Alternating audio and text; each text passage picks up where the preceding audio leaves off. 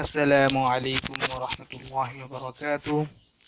সবাইকে ধন্যবাদ জানিয়ে শুরু করছি আজকের এই প্রোগ্রাম।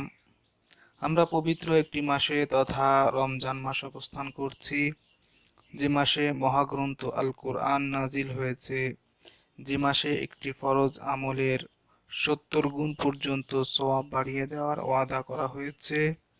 আলহামদুলিল্লাহ, আমরা এমন একটি পবিত্র মাসে অবস্থান করছি যে মাসের বরকতে কবরের আযাব মওকুফ করে দেওয়া হয়, যে মাসের সম্মানিত বিতাড়িত শয়তানকে বন্দি করা হয়। আলহামদুলিল্লাহ, এ মাসের বড় একটি আমল হলো রোজা রাখা।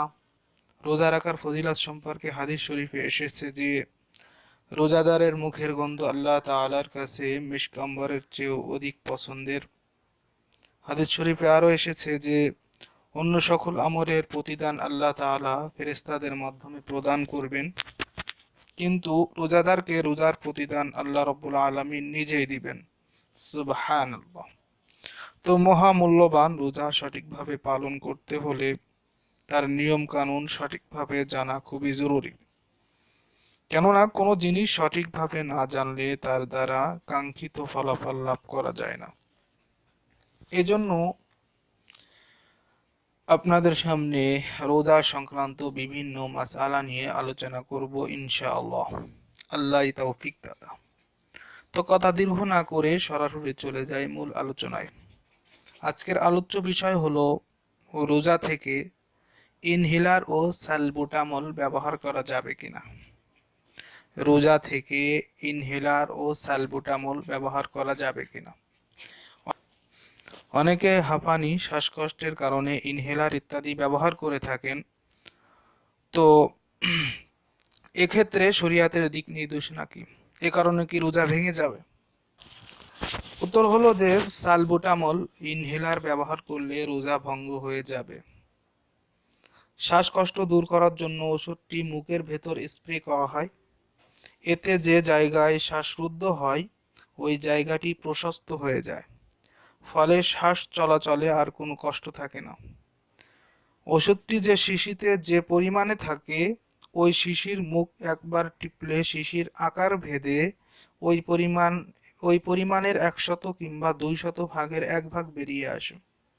অতি স্বল্প পরিমাণে গ্যাসের ন্যায় বের হওয়ার কারণে কেউ ওষুধটিকে বাতাস জাতীয় মনে করতে পারেন, কিন্তু বাস্তবে এমন নয়, বরং ওষুধটি দেহ বিশিষ্ট। কাঠ ইত্যাদি কোনো বস্তুতে স্প্রে করলে দেখা যায় যে ওই বস্তুটি ভিজে গেছে, তাই এতে রোজা ভঙ্গ হয়ে যাবে। কিন্তু অনেককে বলতে শোনা যায় যে ইনহেলার অতি প্রয়োজনে ব্যবহার করা হয়, তাই এতে রোজা ভঙ্গ হবে না। কথাটি একেবারেই হাস্যকর।